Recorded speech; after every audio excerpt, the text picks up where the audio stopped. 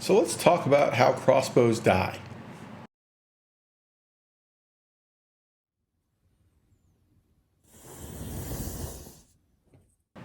Welcome back to Bullets and Brass, folks. We're talking about how crossbows and to some extent regular compound bows die because it is the holiday season, also hunting season, but that's already kind of, you would have killed it by now. But people get new crossbows. They've never shot a crossbow, they've never used a crossbow, and then very quickly they broke their crossbow. And let's get into that. So the number one thing, let's talk safety first. Keep your fingers underneath the guard. Don't ever put your fingers through from above where the string is. Now, if the crossbow is completely uncocked, it's not the end of the world, but it's not a good habit to get into. You do not want your fingers or anything else in between where the string is and where it wants to go. Ends badly. Crossbows are like honey badgers, they don't give an F. Keep your fingers forward of the point where the string stops. Just keep them ahead of that. Don't get your finger on top of the bolt in terms of the point, but load it. It might take you a couple steps. Like you might be holding it in the middle and then you slide it in part way and then you move your fingers up. Now, let's get into how they die. And number one, while we're talking about getting bolts loaded, people don't fully seat the bolt. Make absolutely sure that bolt is all the way back.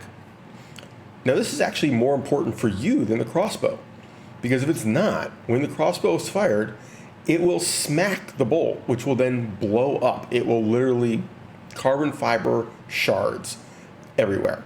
Now, that also protects your crossbow, because your crossbow will effectively dry fire itself if the bolt isn't fully seated. Now, keep in mind, modern crossbows, as far as I know, all have an anti-dry fire safety system, meaning you can't fire it. You can't even get it out of safe with a bolt not in them. People bypass this all the time. You put the bolt in, you take the safety off, and then the bolt wiggled a little bit, you bumped it, whatever, right? Well, now the safety's off, you could fire, but the anti-dry fire is disengaged, because remember, the bolt doesn't have to be all the way back to disengage it. It really doesn't. It just has to be far enough to disengage that safety. But you're really not seated. It's not right. Make sure. The number one way people destroy crossbows, in my experience, and I mean, I work on them right now all the time, rail loop, or lack thereof. If you do not put rail loop from, basically, I like to put it one finger's width in front of the string, all the way back to the cocking system, the catch system, the firing mechanism, right? All the way back, that top of that rail surface. If you don't, and use rail lube, don't use wax, don't use grease, use the right product. If you're gonna use something else, use a personal lubricant. Water soluble is good, non-petroleum, thin, slippery, good. And if you don't do that, your string basically eats itself going down the rail.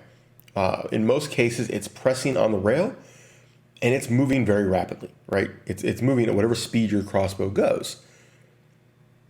There's friction. The serving gets destroyed, and then in a shot or two, it eats the string. You basically, you heat it up to the point where its strength is not sufficient to handle what's going on, and it comes apart. That will happen in a few shots, and they don't have to be in a row, right? Oh, you screwed up the first time you shot it. You're like, oh my God, I need rail lube. Okay, that was one. When you get to 3 or 4, you're probably looking at a blown up crossbow. Maybe you make it to 5, maybe you make it to 7. It's cheap. Just use it. Just put more on. And when in doubt, more rail lube. Don't go nuts, like all things in moderation, right? So that is how crossbows die. Don't be that guy. Don't be that gal. Make sure you get serving lube. Make sure you get rail lube, whichever one your crossbow needs. Don't ever shoot it without a bolt. Don't ever shoot it without the bolt fully seated. Don't shoot it with the wrong bolt or the wrong knock.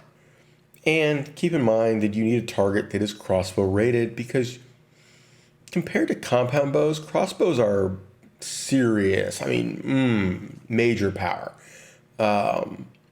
Compound bows are pretty wussy in comparison.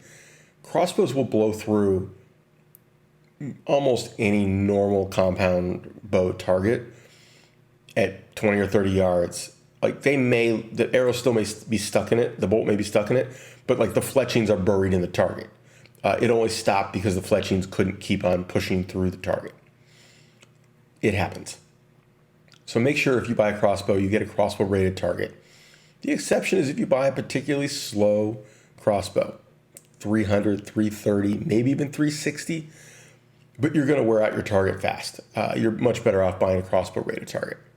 So that is it. Take care, have fun, stay safe. Hopefully everybody is enjoying Black Friday sales. I know that a lot of the stuff that I'm shopping already going. I actually wasn't even thinking about it and had ordered some stuff that I got the Black Friday sale.